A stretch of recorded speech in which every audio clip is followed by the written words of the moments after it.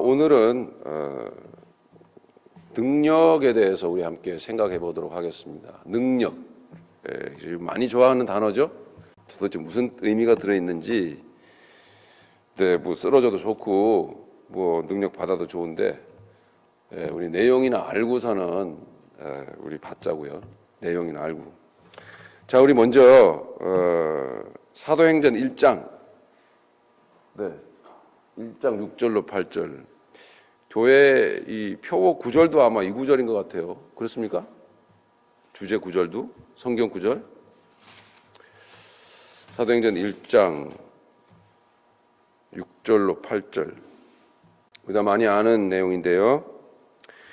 우리 함께 봉독하도록 하겠습니다. 그들이 모였을 때에 예수께 여쭈어 이르되 주께서 이스라엘 나라를 회복하심이 이때니까 하니, 이르시되 때와 시간은 아버지께서 자기의 권한에 두셨으니 너희가 알 바 아니오.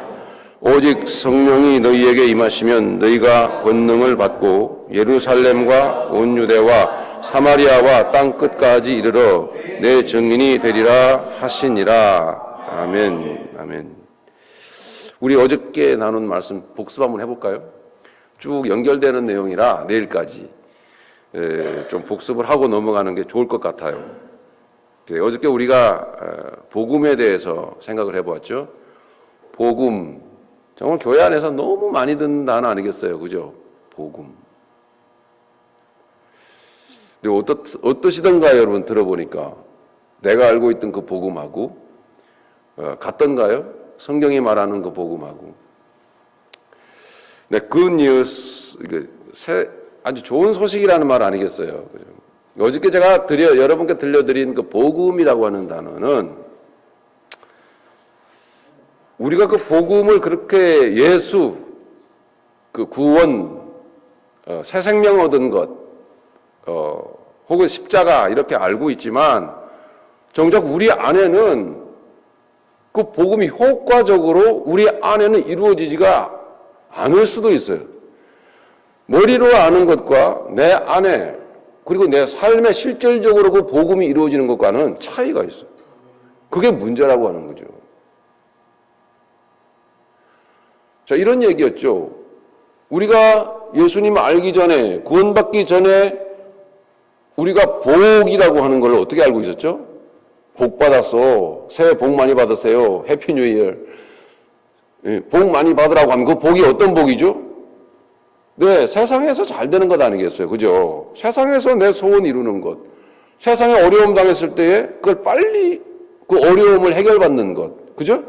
문제 해결받는 것. 뭐 이런 것들을 여러분 복이라고 생각하지 않으셨어요? 그렇게 생각했죠? 저는 그렇게 생각을 했어요. 예수 믿으면 잘 돼. 예수 믿으면 병 고치고, 예수 잘 믿으면은 응답받고, 예수 잘 믿으면 소원 이루고, 이렇게 생각했더라는 거죠. 그런데 그건 나만이 아니라 세상의 모든 사람들이 예수를 안 믿어도 그렇게 생각을 해요. 좋은 일 있기를 바래. 새해에는 좋은 일 많이 있으세요. 이러고 축복을 하잖아요. 그죠? 그게 뭐죠? 복이라고 하는 거잖아요. 복.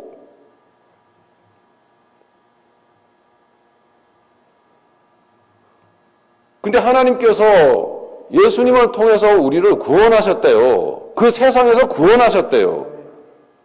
잘 생각해 보세요. 그런 세상에서 우리를 건져내셨대요. 그런데 복이라고 생각하는 그 내용은 똑같아요, 여전히. 근데 그게 복일까요?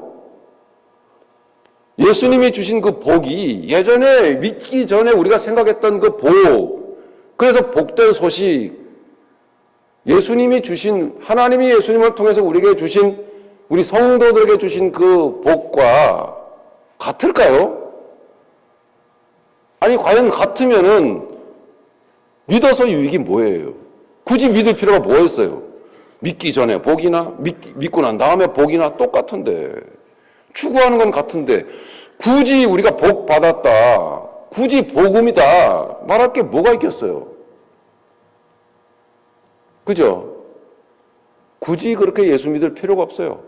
세상의 복과 하나님이 우리에게 주시는 복과 별반 다를 게 없다면 우리가 열심히 추구하고 빌고 기도하고 구하고 그러면 하나님이 그 우리가 옛날에 구하던 그거 주신다더라.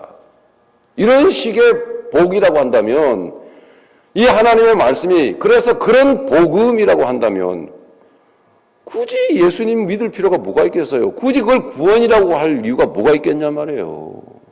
안 그래요, 여러분? 제가 드리는 이 말만 잘 생각을 해보셔도 구원받고 믿노라고 하는 내가 아직도 추구하고 있는 게 그런 것이었구나라고 생각한다면 이건 복음을 잘못 이해하고 있는 것입니다. 난 교회에서 들었어요. 우리 교회 목사님이 그러시던데 그 목사님이 잘못 전하고 있는 것입니다, 여러분. 그래서 그 잘못 전하고 있는 그 복음, 뭐 요즘 비전, 뭐 비전이라는 단어가 아주 그냥 넘쳐나고 있죠. 그죠? 근데 무슨 비전인가 도대체? 뭐가 잘 되는 비전인가? 돌아볼 때에 다 그런 이야기를 어디서 듣냐면 교회에서 들어요. 누구에게서요? 목사님으로부터 듣는단 말이에요. 세상의 비즈니스 잘 되면 야, 복 받았어. 여러분 생각을 해보세요. 정말 우리가 믿는 하나님의 주시는 복의 수준이 그 정도고 그래서 하나님의 수준이 그 정도라면 여러분 그런 신을 굳이 믿어야겠습니까? 안 그래요? 세상의 사람들도요 자기가 수고하고 노력해서 그것보다도 더 크고 더 많이 더 대단하게 이루는 사람들도 많아요. 그런데 굳이 믿어서 빌어서 얻을 게 뭐가 있겠어요? 열심히 노력해서 구하면 되는 것이고 아니 열심히 노력해서 얻어내면 되잖아요. 그죠? 예수 안 믿어도 그런 식으로 구하거나 빌지 않아도 예수 안 믿는 사람들 중에 여러분 얼마나 부자들이 많습니까? 얼마나 대단한 사람들이 많아요. 그런데 굳이 예수 믿어서 받을 복이 그런 것들이라면 그 뭐가 기독교가 다를 게 뭐가 있겠어요? 어저께 나눈 얘기 그런 거 아니란 말입니다. 더 덧붙여서 그런 식으로 하나님의 복음을 이해를 해왔기 때문에 그렇게 믿는 여러분들에게 그렇게 믿는 성도들의 마음에 자신감이 없는 거예요. 담대함이 없어요. 항상 미심쩍고 항상 우물쭈물하고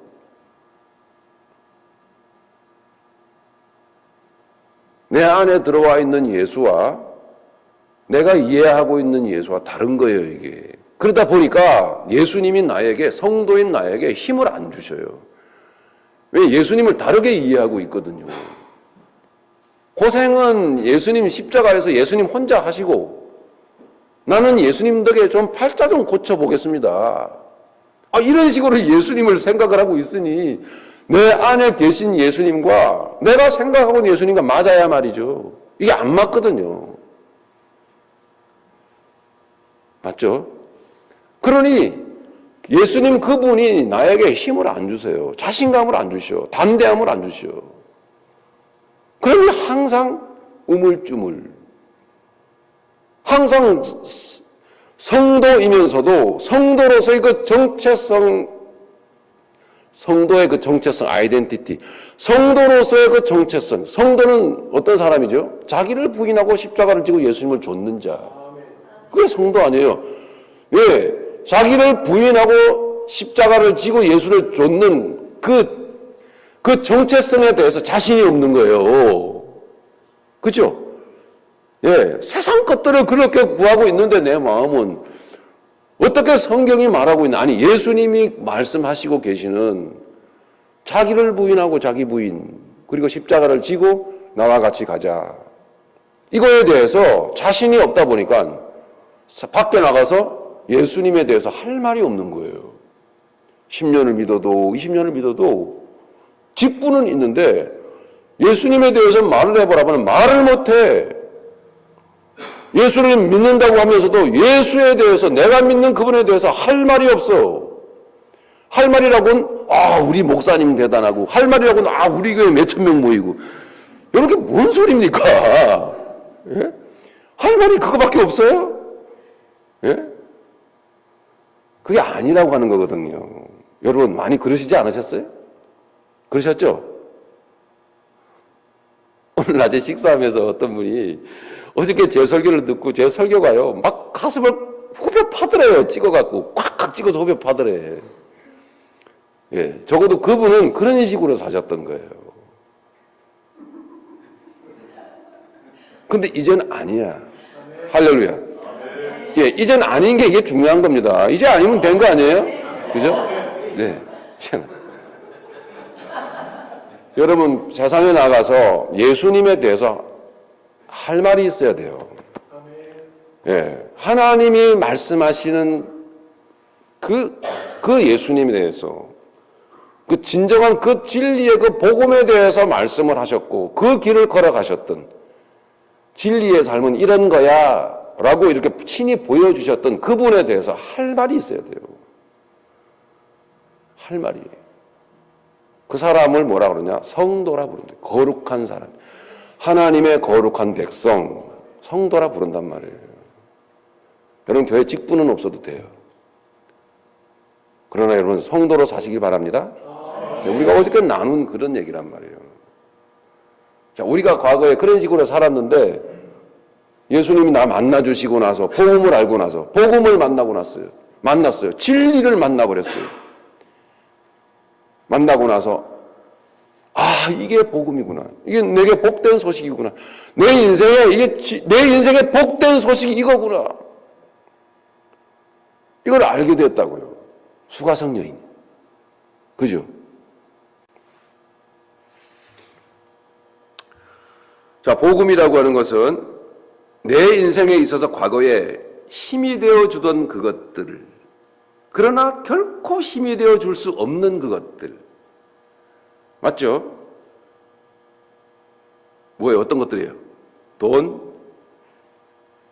직업, 비즈니스, 건강, 또 가정, 자녀, 이런 것들 말이에요. 예. 그런 것들을 통해서 하나님을 보던 내가, 그게 무슨 뜻이었죠? 그런 것들이 내게 힘이 되어 줄 거라고 믿던 그런 것들이 잘 되면, 아, 하나님 날 사랑하는가 보다. 아, 나 하나님 사랑 많이 받고 있다. 나 복 받고 있어. 이렇게 생각하던 그 사고방식이 바뀌어갖고 살다가 비즈니스가 어려워지던, 살다가 자녀가 문제가 생기던, 살다 보니 몸에 원치 않는 질병이 얻어갖고 병원에 들어 누워있던, 근데 주님이 안 고쳐주셔. 주님이 비즈니스 다시 안 일으켜주셔. 자녀가 말썽 부리는데 너무 머리 아파요. 해결이 안 돼.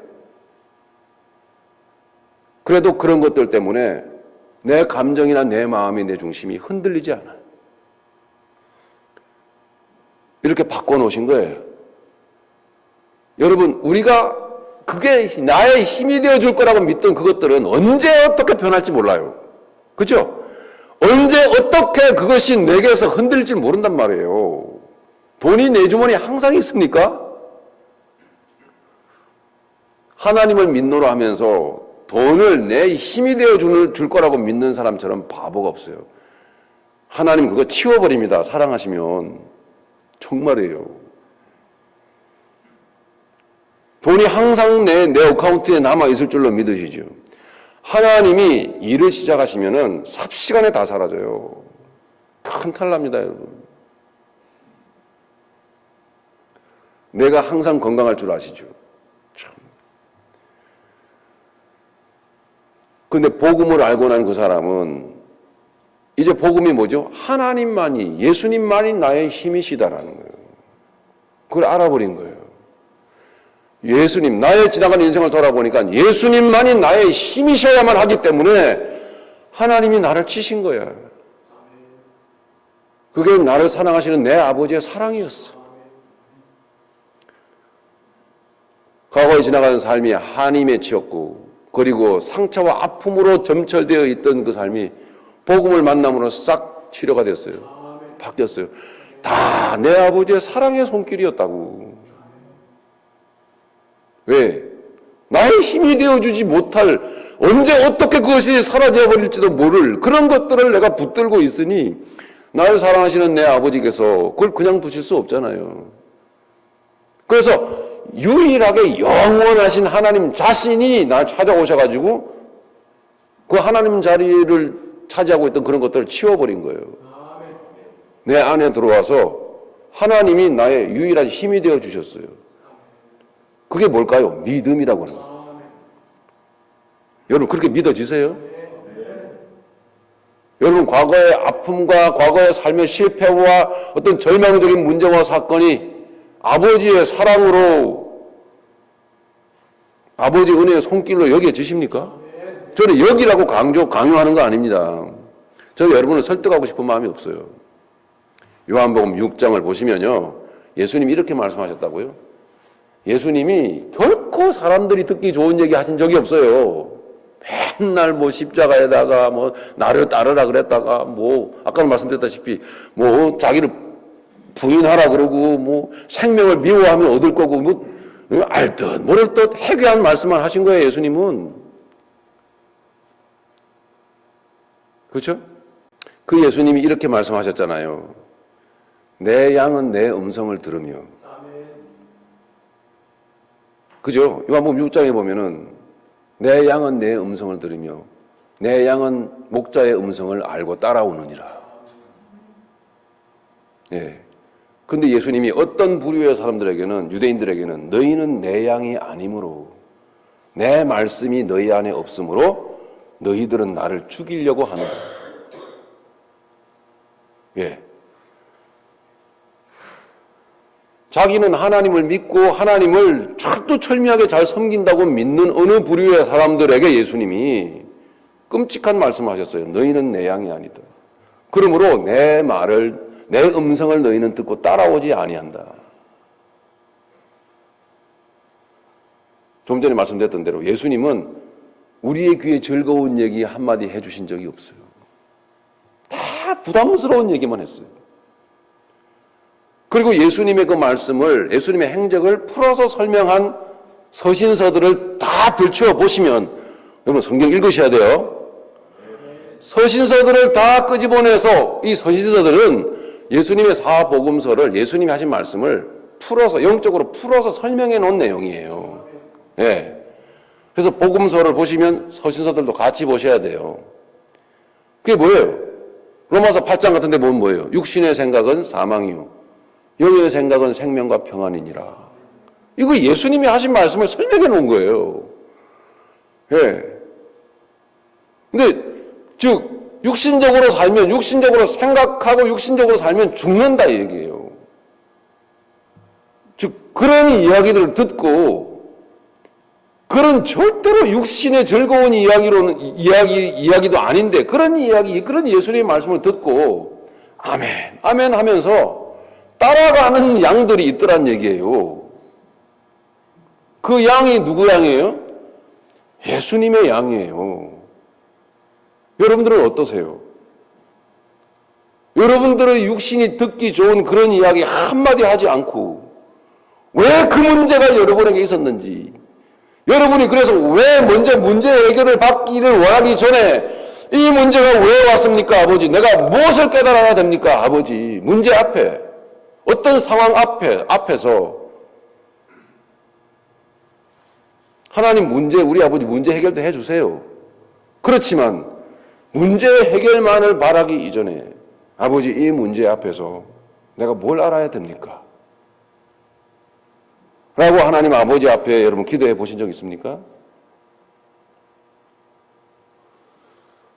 그 사람들이 예수님을 따르는 양이더라는 얘기예요.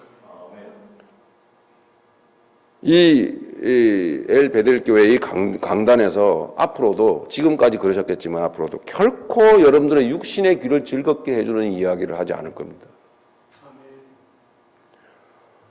그럼에도 불구하고 그 이야기가 여러분에게 복음으로 들린다면 여러분은 진짜입니다. 그렇게 여러분 확인해 보셔야 돼요.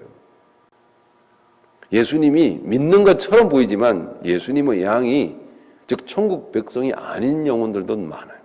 교회 안에 굉장히 많습니다.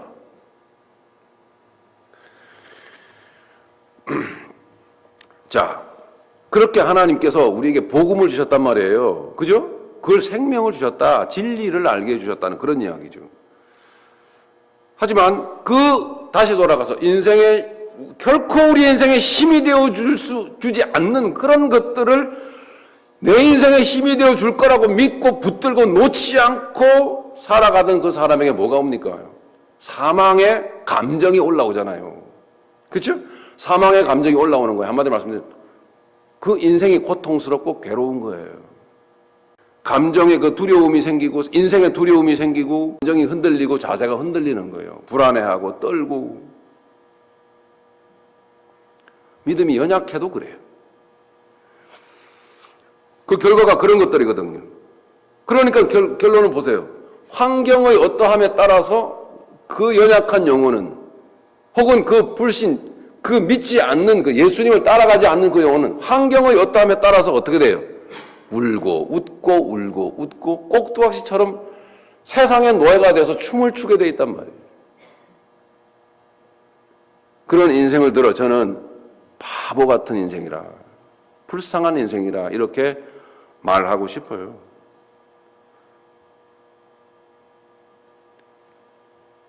그 안에 하나님의 생명이, 하나님의 복음이 그 안에 정신적으로 역사하고 그 정신의 세계를 붙들고 이끌어 가시지 않기 때문에 항상 세상에 나가면 남 눈치를 봅니다.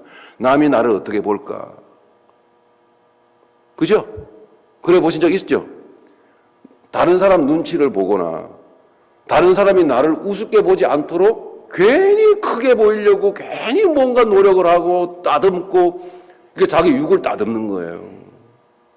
괜히 번쩍번쩍하게 보이려고 뭘 하고 큰 거를 장만하고 뭐 이런단 말이에요. 대단해 보이게끔 이런 식으로 불필요한 행동을 막 하게 돼요. 그래 보신 적 없으십니까? 저밖에 없으신 모양입니다. 그리고 남 따라하고 뭐 이런단 말이에요. 남 따라하고. 이게 바로 종교인들의 허약한 정신세계를 보여주는 거예요. 예. 뭐야? 내 안에 주님이 세상의 왕, 만왕의 왕이신 주님이 왕으로서 나를 붙드시고 나를 통치하시면은 내 안에 그 영적인 그 말하자면 영적 그 자존심이잖아요. 자존심. 영적 자존감이 충만해지는 거거든요. 속이 튼튼해지면 그걸 영적 충만한 자존감이라고 그래요. 즉 남의 눈치를 보고 남을 따라하고 남의 이목을 신경을 쓰고 행동이 뭔가 좀 어색하고 언어에 자신이 없고 얼굴 표정에 또 자신이 없고 뭐 등등등 이렇단 말이에요. 이것이 바로 종교인들의 허약한 정신세계를 보여주는 거예요. 영적 자존감이 현저하게 낮은 상태를 말해주고 있는 거죠. 그런 영혼들에게 하나님께서 복음을 주셨다라는 이야기입니다. 그러니 그 복음은 완전히 다른 거예요. 그러니까 그런 식으로 육을 따듬어주는 복음이 아니에요. 그러니까 육을 즐겁게 해주는, 육을 이렇게 세워주는 그런 식의 복이 아니라고요. 에베소서 1장에 보면 사도 바울은 뭐라고 하느냐, 그 복을 하늘에 신령한 복이라 이렇게 얘기해요. 하늘에 신령한 복이라고 말하지 땅에 어떠한 그거라고 말하지 않는단 말이에요. 우리의 영혼은 복음을 갈구합니다. 맞습니까? 예, 복음을 갈구하는 거예요. 그래서 하나님께서 우리를 이제 만나 주신다라고 하는 거거든요. 그래서 우리 믿음을 갖게 된다. 이런 믿음은 어떻게 생기는 거죠? 하나님이 주시는 건 맞는데 믿음은 들어야 생기잖아요. 그죠? 믿음은 들음에서 나며. 맞습니까? 들음은 뭐로 말미암는 거예요? 들음은 하나님의 말씀으로 말미암았느니라. 네, 믿음은 들음에서 난다니까요. 분명히 저는 확신합니다. 어저께도 제가 복음을 전했어요, 여러분. 분명히 저의 얘기를 한 게 아니라 여러분 들으셨을 때 뭔가 정리가 되고 뭔가 확인이 되고 뭔가 아닌 부분은 뭔가 정리가 되고 처리가 되고 뭔가 이런 뭔가 좀 생각 가운데 이런 내면 여러분 정신 세계 속에 뭔가 어떤 변화가 있었을 거예요. 예, 하나님이 그런 일들을 복음을 말씀을 통해서 하세요. 그래서 확신이 필요한 사람에게는 맞아 이거야 하고 확신을 주님이 주시는 거예요. 그 확신 가운데 그 말씀 위에 든든히 서 그 복음을 붙들고 이게 복이다, 이게 복음 맞다, 이게 내 영혼이 반응을 하는 거거든요. 그전에는 내 영혼이 막 이러고서는 고민하고 위축되어 있는 거예요. 내가 자꾸 육적으로 거짓 복음으로 달려가다 보니까 자신이 없었는데 그 영혼의 갈구가, 그 영혼이 그렇게 갈구하고 있었는데 하나님이 복음을 주신 거예요. 말씀을 들려주신 거란 말이에요, 비로소. 그랬더니 즉시로 반응을 해버린 거예요, 이게.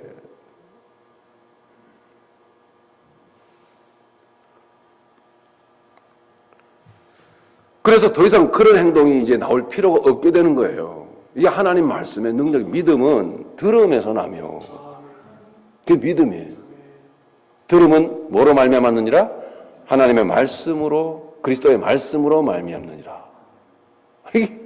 복음 듣는 자리가 여러분 굉장히 중요한 자리입니다. 예, 우리 안에 내 안에 역사하는 믿음. 그 믿음 뭐라고 그랬습니까, 제가 여러분? 하나하나 정리 잘 하셔야 돼요. 그리고 여러분 중심에, 마음속에, 여러분 이 정신세계 속에 확신으로 꽉 박혀야 돼요. 뭐가 믿음이에요? 열심히다 그런 믿음입니까? 찬양 막 열심히 하면 가슴이 뜨거워지면 그 믿음이 생기는 건가요? 아니, 믿음은 뭐예요? 네, 전혀 내 육신의 눈으로 본 적이 없는데, 만져본 적도 없는데 그게 실제인 것처럼 실제 상황으로 인식되어지고 실제인 것처럼 깨달아지는 거예요. 그게 믿음이라고 하는 거예요. 하나님을 보신 적 있습니까? 천국 가보신 적 있어요? 없어요. 환상으로 보는 거 그런 거 말고. 근데 내 안에는 그 믿음이 역사하여 하나님께서 나를 하나님 나라에 들어가기까지 절대 놓지 않고 견인해 가시겠다라는 믿음이 생기는 거예요. 나는 하나님의 자녀이므로. 이거 좀 많이 두들겨 맞은 사람이 더 확신이 와요, 이거는. 예? 이제 정말 하나님이 나를 사랑하셨었구나라는 것을 눈물겹게 알게 된다고요. 예, 그 사실을, 그 영적 상황과 그 사실을 누가 증언해 줍니까? 누가 증명해 줘요? 성경이 증명해 준다니까요.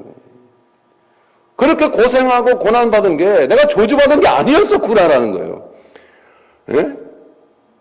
그걸 알게 되는 거예요. 내 영혼이 그걸 깨달으니까 눈물이 쭉 나는 거예요. 내가 그렇게 하나님을 모르고 방황하던 그 상황에 있었어도 하나님은 나를 지켜보고 계셨었구나. 하나님은 나에게 눈을 떼지 않았었구나라는 게 알아지는 거예요. 그게 뭐냐 하면 믿음은 어떤 인격체와 한 인격체 사이에 생겨나는 신뢰감이에요. 이 한 인격체는 누굴까요? 하나님. 또 다른 한 인격체는 누굴까요? 나. 요 분과 나 사이에 감정이 생겼어요. 느낌이 생겼단 말이에요. 그래서 막 찬양하는 거예요, 여러분. 눈두덩이가 시뻘개져가지고 찬양한다고요. 예? 뭐, 막 이러면서 찬양하더라고요. 저기 뒤에 계신 분, 여자분. 돌아보는 건 당신. 폼은 좀 우스꽝스럽지만 얼마나 이뻐요.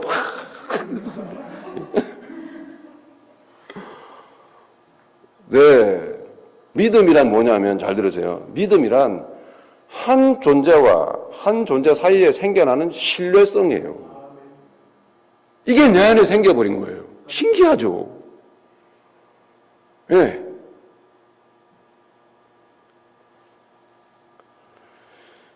그래서 그 믿음의 사람은 그 이후로부터 이제 복음에 따라서 복음에 합당한 삶을 배워가면서 살아간다라는 이야기입니다. 그게 뭐냐면 팁 하나 더 드리죠. 그게 바로 이제는 내 의로 살지 않고 하나님의 의로 살아가려고 애를 쓰게 돼 있어요. 내 뜻으로 살지 않고 하나님의 뜻, righteousness, 하나님의 의라고 하는 거는 그 의를 행한다.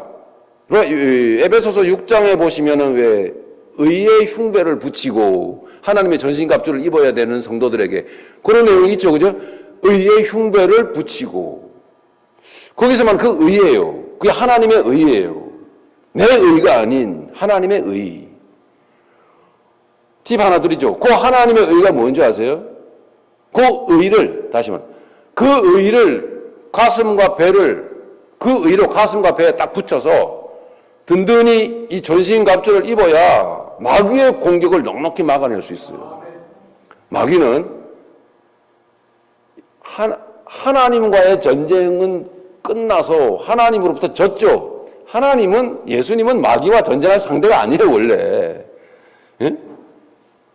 아닌데 우리에게 이해하기 쉽게 하나님께서 이기셨다 뭐 이런 표현을 쓰는 거예요, 성경에는. 하나님이 누구와 전쟁 쳐서 이겨야 됩니까? 아니잖아요. 그죠? 네. 어쨌든 하나님께서 그 구속사적인 뜻을 이루시기 위해서 세상에 오셨고, 그죠? 육체를 입고 오셨고, 죽으시고 부활 승리하셨어요. 게임 끝났어요. 그런데 마귀가 공격을 해요. 누구를 공격해요? 교회를. 성도를 공격한다 이 말이에요. 네. 근데 그 공격을 막아야 돼요. 막아낼 때 여러 가지 하나님의 전신갑주가 있지만 의의 흉배를 붙이고 이런 말이 있잖아요. 그죠? 근데 그게 뭐지? 그 의의 흉배를 어떻게 갖다 붙이는 거야? 그건 의는 뭔데? 거기서 말하는 그 의가 뭐냐면 요 믿음을 가진 자, 즉 한 인격체와 한 인격체 사이에서 생겨난 이 신뢰감으로 하나님 앞에서 살아가는 그 성도가 가져야 될 의의 흉배예요. 붙여야 될 의의 흉배예요. 그 의가 뭐냐면 요 한 인격체, 즉 하나님과 나 사이에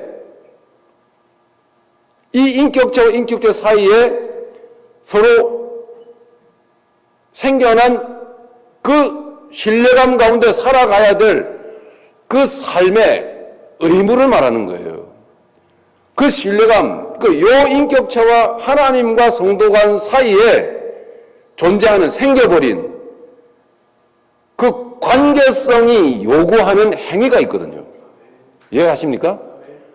하나님과 나 사이에 관계가 생겼잖아요. 그렇죠? 하나님은 내 아버지, 나는 아들. 그죠? 나는 하늘의 성도, 귀한 존재. 뭐 이렇게 하나님과 나 사이에 관계성이 요구하는 행위가 있어요. 이해가 되세요? 예. 그 행위를 성실하게 수행하는 것, 그것이 의입니다. 예. 하나님의 의. 성령님이 오셔서 예수님 말씀해 보혜사 성령을 너에게 보내니 그는 와서 죄에 대하여 의에 대하여 심판에 대하여 세상을 책망하시리라. 성령님이 오늘 성령님이 주제신데 성령님이 우리에게 오신 게 바로 믿음을 주신 거예요. 자, 성령님이 오셔가지고 우리에게 하는 게 뭐냐? 그 의를 행하도록 하신단 말이에요. 근데 그 의가 뭔지 알아야죠. 그 의가 뭐라고요? 하나님과 나 사이에 생겨난 그 관계성이 요구하는 행동.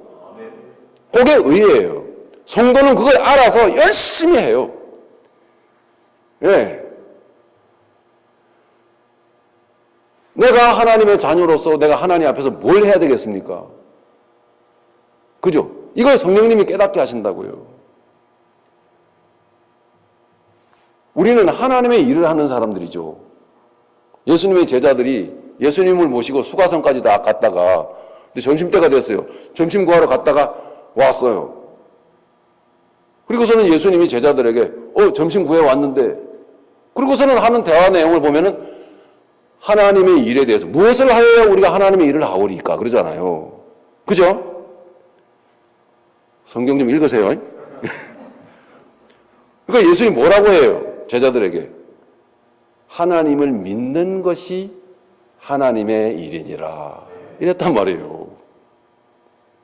하나님을 믿는 것. 그 믿는 게 뭐예요? 의예요, 의.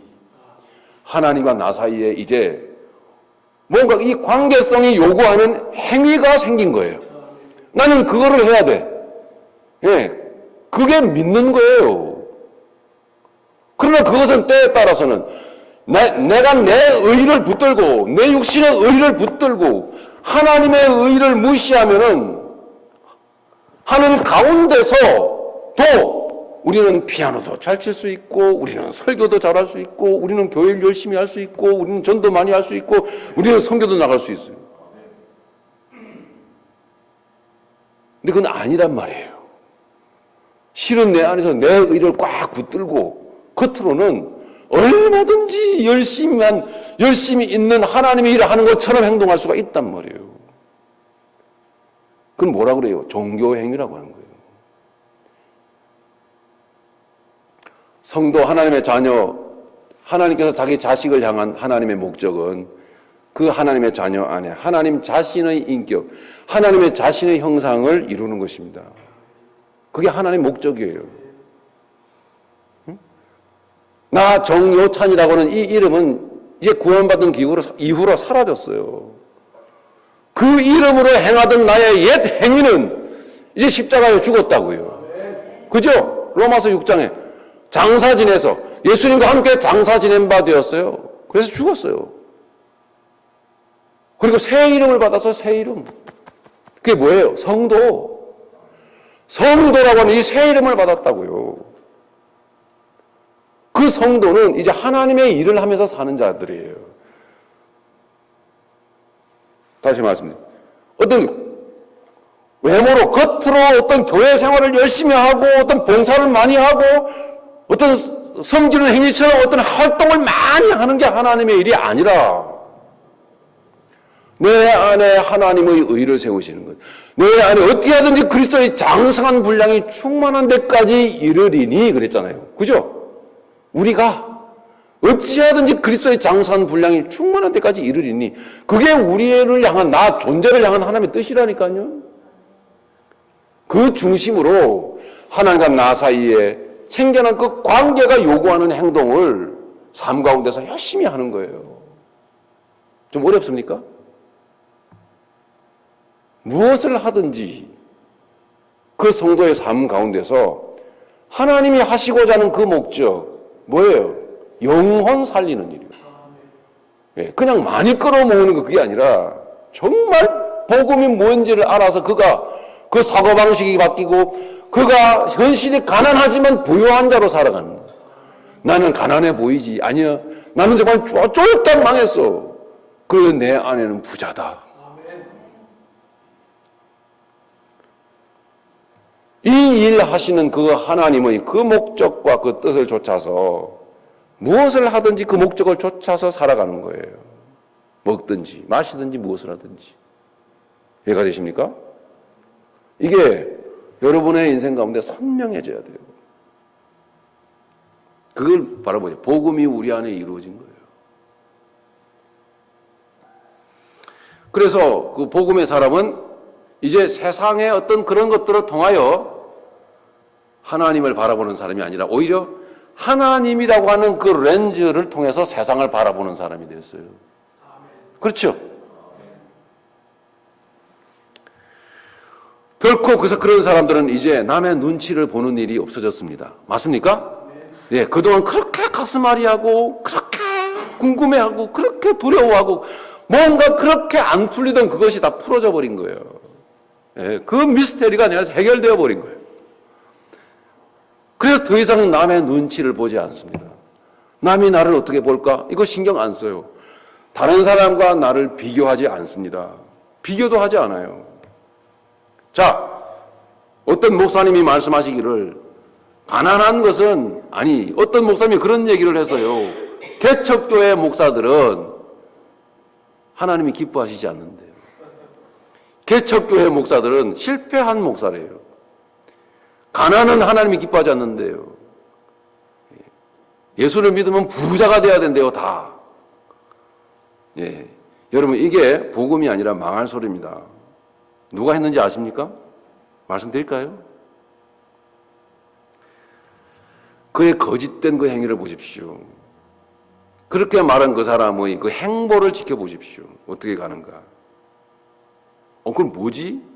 그렇게 역사가 많고 그렇게 능력이 많았는데, 능력과 역사라고 하는 거는요, 능력은 어제 말씀드렸죠, 나타나는 현상 그 자체가 아니에요. 절대로.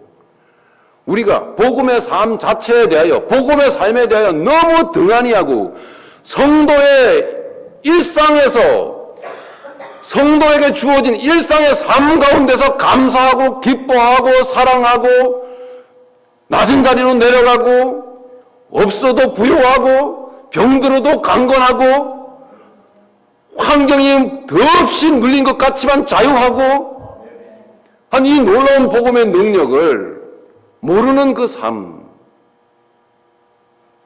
에?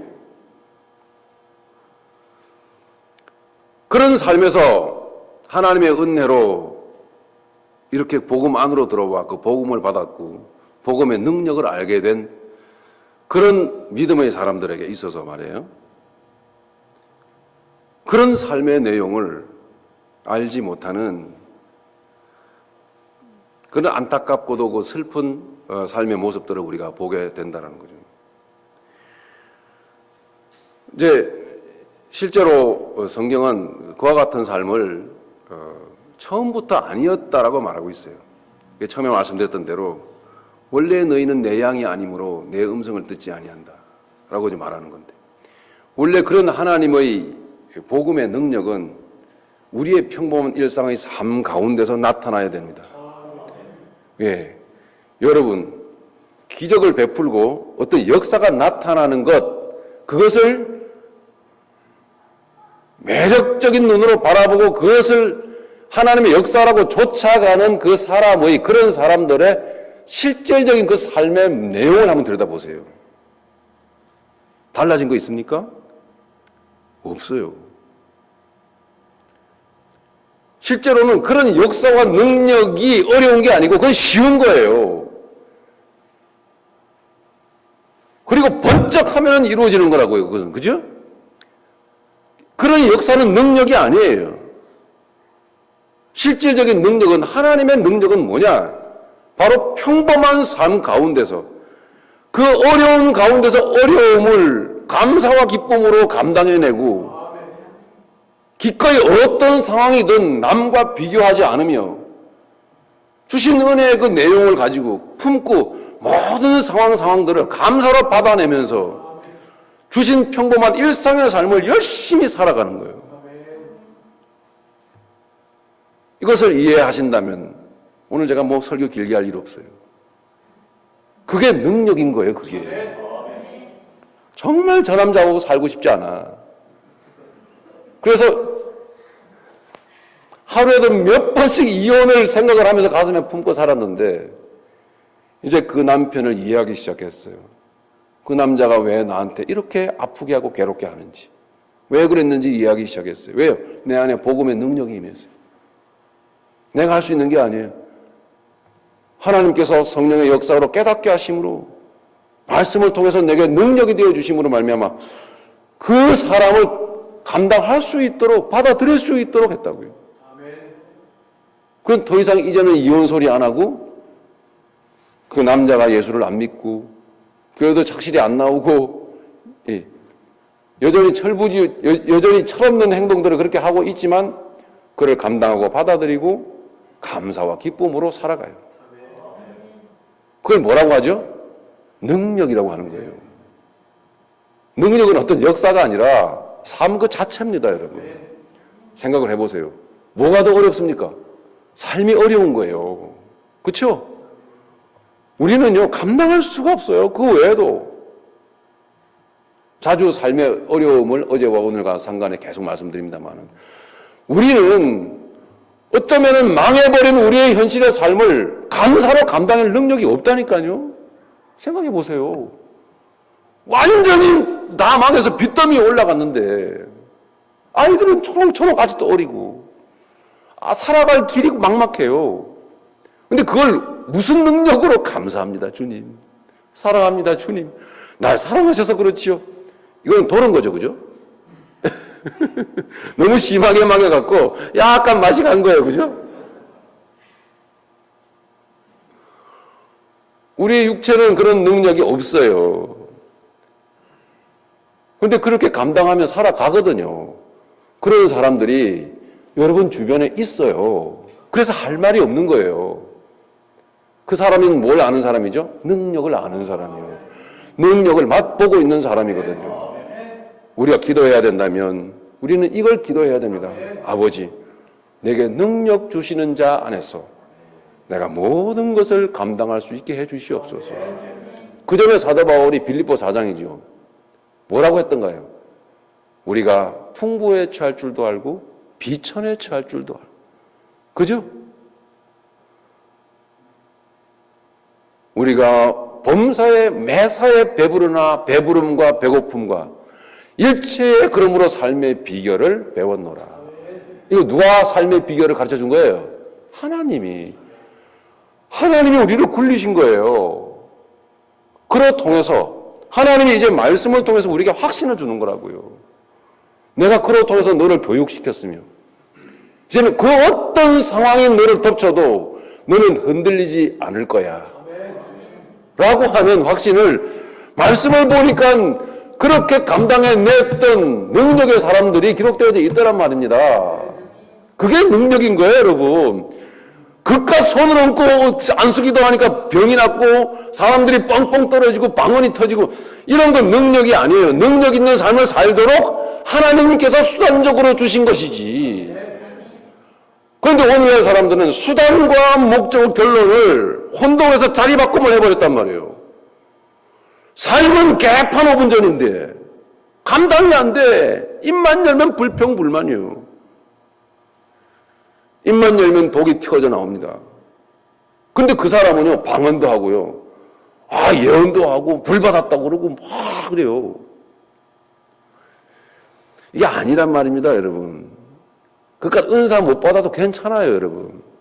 너무나 귀한 하나님의 선물이시지만, 그런 식으로 알고 있다면, 그건 못 받아도 괜찮아요. 그 은사 못 받아도 천국 가는데 문제 없음. 왠지 아세요? 천국에 그 은사가 뭔 필요합니까? 천국에서는 그런 은사들 필요 없어요. 천국에서 병 고칩니까, 가서? 천국에서 방언해요? 천국에서 뭔 예언을 해요? 이 세상에서 일시적으로 필요한 거예요. 그래서 굳이 그런 식이라면 안 받아도 돼요. 이해가 되십니까? 예. 그것도 마찬가지로 우리가 무지해서 비열해서 나는 방언도 못하고 나는 뭐 능력도 없고 신효도 안 나타나고 뭐 등등 옆에 아무리 김집사는 눈이 뒤집어져가지고 막 계시도 하고 예언도 하고. 근데 나는 아무것도 모르겠어. 뭐가 뭐지? 이런 괜히 위축돼가지고. 예? 이게 심하게 웃으시는 분들은 다 이게 그 장본인들이지. 회개 많이 하셔야 돼요. 그런 건 능력 아닙니다. 능력은 순종할 수 없을 때 순종이 되는 거예요. 정말 사랑이 안 됐는데 이런 사랑의 마음이 올라옵니다. 정말 이해할 수 없는 사람인데 그냥 이해하고 싶어졌어요. 이거 누가 주신 거죠? 성령님이 그 마음 주신 거라고요. 도대체 이런 상황에서 감사하라 그럽니까, 나한테? 그런데 아버지 감사합니다. 이혜령 씨 그 따님 그분 누굽니까? 이민아 목사님 아시는 분 계시죠? 암덩어리에다가 근데 복대를 하고 어린 영혼들한테 복음 한마디라도 더 전하겠다고 근데 마지막 그 복음 병원에서 너무 위험하고 너무 안 좋다고 하지 말라 그러는데 굳이 복대하고 나와가지고 젊은 청소년들에게 복음 전하고 그날 쓰러졌어요. 그분 입에서 불평불만이 없어요. 예수님 그 병 안 고쳐줬어요. 여러분 병 고쳐주시는 게 병 고침 받는 게 능력입니까? 병 고쳐주시지 않았는데 그래도 감사합니다. 사랑해요 하는 게 능력입니까? 뭐가 능력이에요? 생각해 보세요. 정상적인 좀 지능을 가진 지성인이라면 생각을 해보세요. 뭐가 능력인지요. 내 육신의 소원대로 이루어져서 감사합니다 하는 게 그게 무슨 능력이에요? 그건 능력 아니에요. 누구나 해요, 그런 거는. 이제 아시겠죠, 여러분? 이거 구하셔야 돼요, 여러분. 내게 믿음 주시고 성령님 내게 정말 능력 주십시오. 능력은 뭐죠? 순종하는 삶. 그게 능력인 거예요. 그 삶을 바라보고 주변 사람들이 감동을 받는 거예요. 그 삶을 바라보고 주변 사람이 말을 안 해도 예수 믿으세요 이런 거 안 해도 그냥 예수 믿고 싶어지는 거예요. 야, 예수 믿으면 저렇구나. 나도 저렇게 멋지게 한번 살아봐야지. 요래 된다니까요, 여기. 헬베델교회 성도님들 다 되시기 바랍니다. 그렇게 되시기 바라요.